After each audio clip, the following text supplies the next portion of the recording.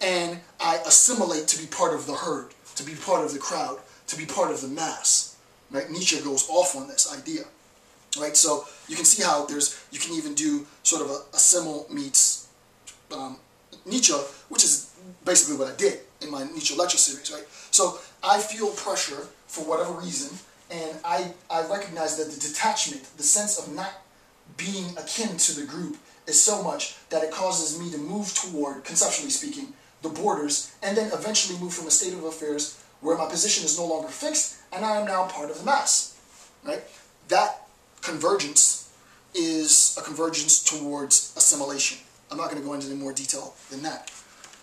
If I do that, however, if I make that move, I lose the characteristics that essentially kept me detached from the group. Right? These characteristics, the things that I have that the group doesn't have, makes me unique. Right? Makes me who I am. Makes me Dr. Jason J. Campbell. Right? Anybody can pick up this book and read this text. Anybody can pick up a Nietzsche lecture, a Nietzsche Will to Power book and do a lecture series on Nietzsche. But they can't do it like I do it. Not to say that I'm better or worse than them, but they cannot do it the way that I do it. Right? The way that I lecture is uniquely informed by my being. And what ends up happening is the pressure from the external community on the individual can, at many times, often, be so great that it drives the individual toward the group, toward the mass, toward the herd. And as that's done, the individual gradually loses those characteristics that makes him or her unique. And then assimilation is attained. Right? So that's a threat, if you will. This is what I meant by the idea of belonging. So instead of saying all of that, assimilation, the pressure, and I had in my Nietzsche, this is completely separate from this series, I have a Nietzsche video series, lecture series that I'm doing. It's ridiculously long, right? It's many hours into the lecture series now. And part of the lecture series is question and answer and prompts that I give to my community of viewers. And I put a call for contributions from my viewers, and one of my viewers, Pippo, goes by Pip. Pip did this really fabulous critique, I'm not going to get off into it now, about fame. And he used sort of this Nietzschean meets Georg Simmel account of the role of fame in wearing the mask, right? How wearing the mask, how wanting to be famous is an attraction. But insofar as you're attracted by that, you have to relinquish those characteristics that definitively make you you in order to become this sort of, this figurehead, right? And he gave really sort of insightful and at points very funny commentary on that. I don't remember what number it is, but you can sort of go through my Nietzsche lecture series if you want to see more about that. The point is that what you need to understand at this point, and I will be successful in the lecture series up until this point, because I'm going to tie it into a bit on Foucault that we just did a couple hours ago. You need to understand that the synthesis, I'm going to get technical, but you should be following me, right? The synthesis between attachment and detachment, sociologically speaking, for Simmel, is attained in the recognition that the stranger has characteristics which are unique to him or herself and distinct from the group. And this relationship of uniqueness, this individuation, as it's called, this individuation, I should write that down. This really is.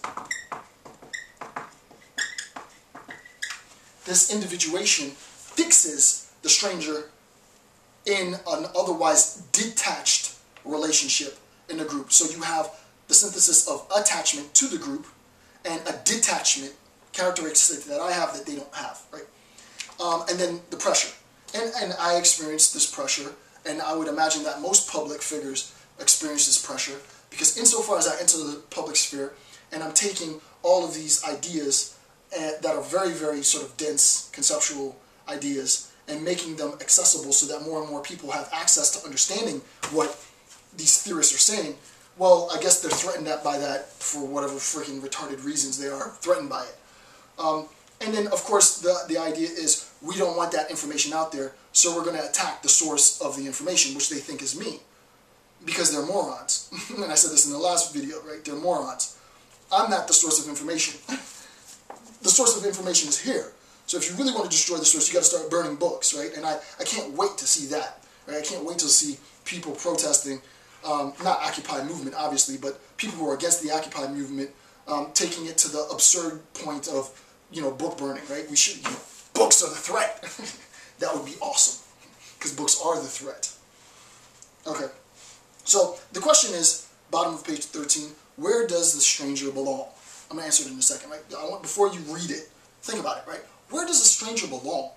We're talking about belonging. We're talking about belonging, and we understand more profoundly what that means. The pressure to assimilate, the transformation of individuation into assimilation, the threat, literally, to the individual who stands outside of the group, who isn't like everybody else. The threat that this poses to so many. The question is, where does the stranger belong? I ask myself this all the time. Where do I belong, right? And here's the answer. And this comes directly from Simmel. The stranger is an element of the group itself, an element whose membership within the group involves both being outside it and confronting it. In a sense, the stranger is a threat to the group, right? If you think about the group and what makes this black solid line regimented, there's a cohesion within the group. There's a certain mentality within the group. There's a certain ethnicity within the group. There's a certain genealogy in the group. There's a certain familial relation in the group, what have you. There's some characteristic or characteristics, plural, that solidify, that formulate the characteristic of the group as such. And the stranger doesn't have that thing. The stranger has something that makes him or her unique, right? The X factor. It's so corny, but the stranger has this X factor. The stranger has something that the group is inherently intrigued by. But insofar as the group is intrigued by it, the group is also threatened by it. And insofar as the group doesn't know how to relate to this thing that the stranger has that it can't get its mind around, its natural inclination is get rid of it. Or force it to be like us. Right? Nietzsche does this analysis in the form of Christianity, right? He says Christianity is that herd mentality, and the individual standing outside of Christianity is threatened by the institution. And a lot of people who are atheists or agnostic, most of the people who watch my videos, they relate to that. They feel what Nietzsche's saying. They literally feel in their body what he's saying. I feel it. That's like Tupac says that, right? I feel your pain. I feel what you're saying, Nietzsche. I've experienced that, right? I've told people I don't believe in God. I've told people I don't believe in the afterlife. I've told people that I'm not going to conform to their morality. And I've felt the pressure from them socially. I've been ostracized because of my stance. And they refuse to let me into the group. And some people try and change and then they convert and blah, blah, blah. But it's not just with Christianity. That's what's important. What Nietzsche is doing, what Simmel is doing, what I am doing is showing you that this is much broader than any... It's called instantiation. Any individual act of pressure to assimilate. As an educator, I am starting to realize, as a global educator, I am really starting to realize that people are threatened by me giving public lectures. It is amazing to me that this would be a threat. In a million years, I would never think that standing in front of a whiteboard, talking some freaking, it's not necessarily esoteric, but let's keep it real. For the masses, this is freaking esoteric stuff. This is super esoteric stuff, right? Talking esoteric stuff in boring, hour after hour after hour after hour after hour lecture would be a threat to anybody. I'm not up here spewing hate. I'm not up here spewing violence. I'm not up here acting ignorant. I'm not up here being a Sambo. I'm educating, and this is a threat. The question is, well, why does this become threatening? Because there's something about this that I could communicate to you and cause you to do the opposite, right? Imagine that you leave the herd and you identify yourself outside of the herd. You decide that I don't, instead of trying to assimilate, right? Instead of assimilating and trying to be like the